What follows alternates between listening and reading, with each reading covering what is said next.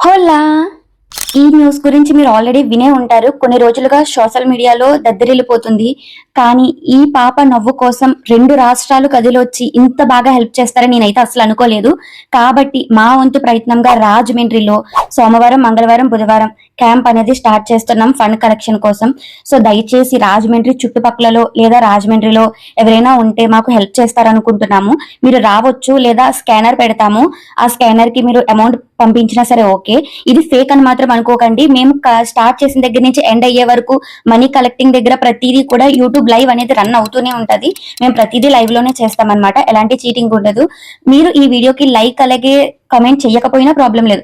At least మీరు share చేసినా సరే దీనికి చాలా పెద్ద హెల్ప్ అవుతుంది.